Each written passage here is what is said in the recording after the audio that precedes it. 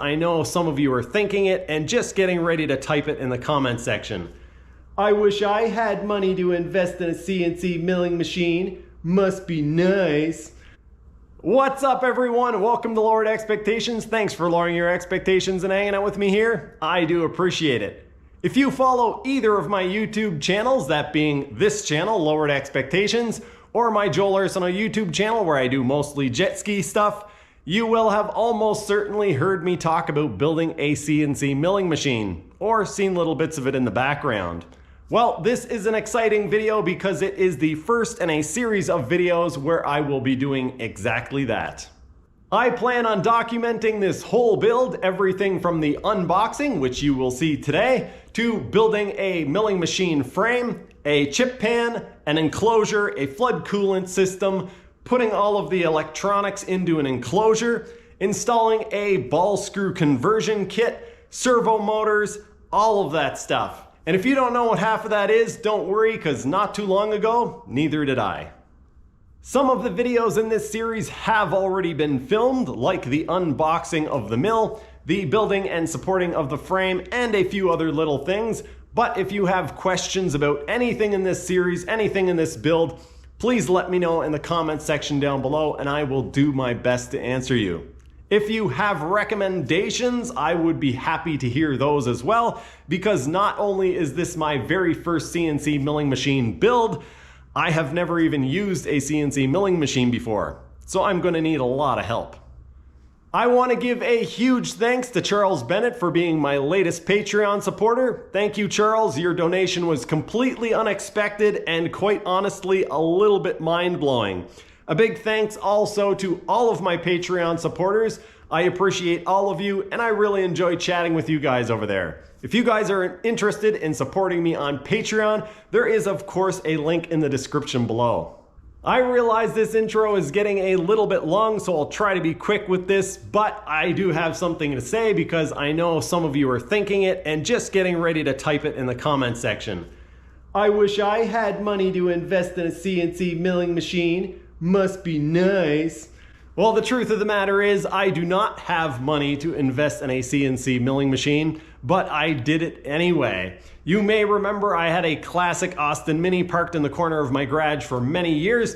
I sold that at a huge loss to invest the money into this project.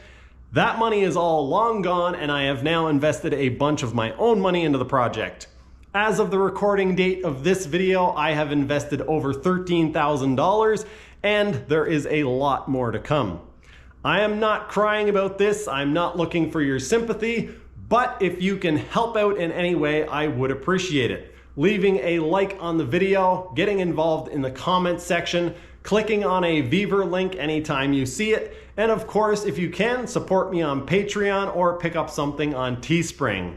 I do appreciate all of your views and all of your help. Thank you very much. Let's get into the video.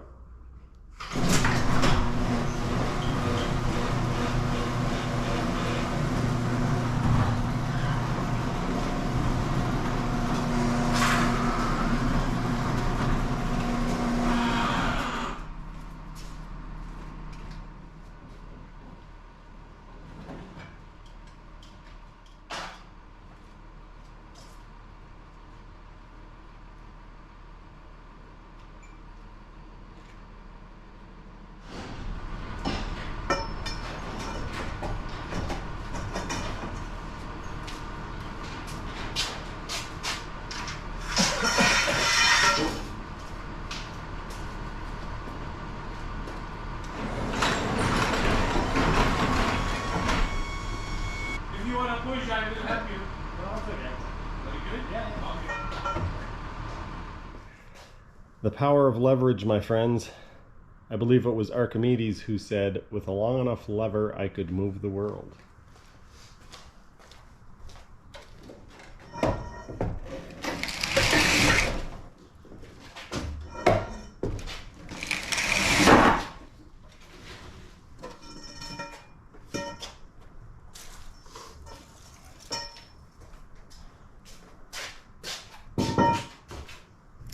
According to the paperwork, this is 572 pounds. I was going to change the camera angle just to change things up a little bit. People always complain about lighting in my garage, and the reason why I'm not going to change the camera angle is because of lighting. My garage actually has quite a bit of light. I've got 6 of these 4, what are they? They're 4 foot long, 4 bulbs, H8, so they're good quality lights and there's lots of them. So you can see I've got 3 here and 3 more there. Each of these has 4 bulbs. And then I've got additional light when I'm working in the bench area. Anyway, all of that to say that despite all of that light, I have a very hard time with lighting in here because of the light coming in through windows and doors. So the reason why I'm shooting this camera angle is because all of the light is in the background. If I try to shoot any other angle, I've got a window here, a door there, and another window here. And what they do, even though it's very bright, because the light's coming in from the window, it makes the camera adjust, and then this looks darker than it actually is. I look very dark right now, as you guys can see, but I am actually quite well lit. I'm lit the same as I am when I'm like this, but the camera adjusts so that the lighting appears better. Unlike all the other unboxing videos of these on the internet, I didn't get a bunch of accessories with it.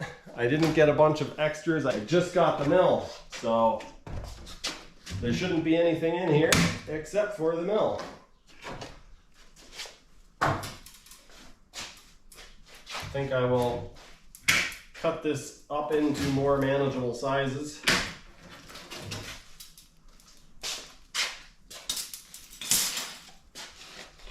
For anyone who's wondering, shipping cost was about $500, I believe, American. You don't really realize how many airplanes are flying over until you try to record something.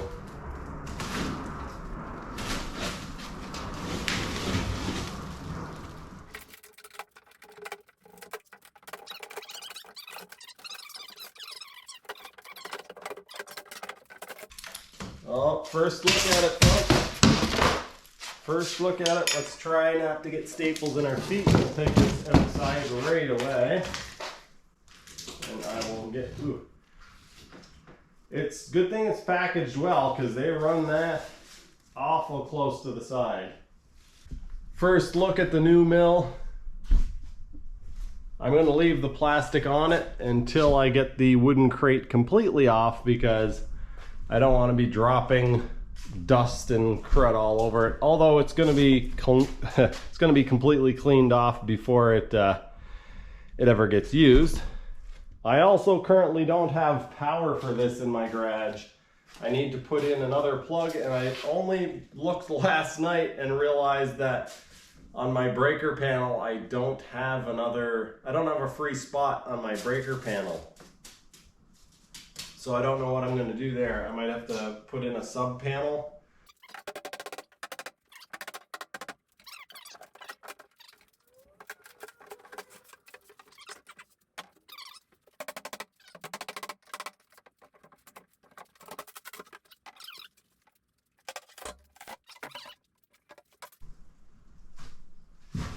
Chip tray is just fastened on the top, which is going to make it fairly easy to remove, I assume.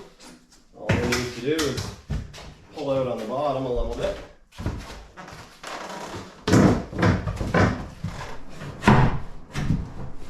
Wow. What did I say about this being easy? I shouldn't have said that. Okay. Those are very dangerous. Chip tray, obliterated from its capture. The big reveal. There we have it. It kind of looks smaller than I expected, but I think a big part of why it looks smaller than I expected is because my other mill, even though the capacity of my other mill isn't that great. What I mean to say is, although the table size and capacity of this mill is almost the same as my new one, this one is much physically larger. Part of that is that it is sitting on a stand, but a big part of that is the style of the mill. It is a round column mill, which uses, well, a round column. Another big part of it is that it uses a pulley system, much like a drill press, instead of, like my new mill, using a variable speed motor. Okay, we got an oil bottle, which I already have one. I got one of these with my lathe, the exact same bottle. I was gonna say mine doesn't have the adjuster, but mine doesn't have the adjuster because I took it off and threw it in the garbage pretty much immediately. Got the knobs for the hand wheels.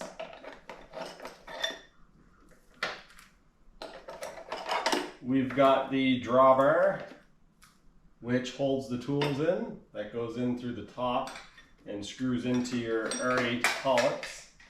We've got, I believe, a holding wrench to hold the, to do tool changes, basically. Got an Allen key. I'm not sure what that's for, but it looks like a 10 millimeter. Yep, 10 millimeter Allen key. A couple of very oily wrenches, I'm assuming also to do tool changes. This is a 17-19. This is a 13 and 16. Yeah, that's odd. Don't think I've ever seen one of those before. We've got a Phillips and a flathead screwdriver. And we've got a couple of T-bolts and nuts and washers and a set of metric Allen keys. Looks like 6 mil to 3 mil. I see a screw sitting on the bottom of the pallet here. That, oh, it matches one of these. So let's check the other side. We've got all of them there. It's got to be missing one somewhere. I'm sure we'll find it pretty quickly, but I'm not too worried about it for now. I'm going to put this screw in the top of the toolkit. You guys will have to remind me that I put it there because I'll forget. We've got a manual here, a spare fuse. Not sure where the fuse goes, but I'm sure that manual will tell me. It has a wiring diagram on the side over here. That is pretty cool. Right on the outside. Oh, there's where the fuse goes right there. Here we have the speed control, which is very smooth. That feels very nice.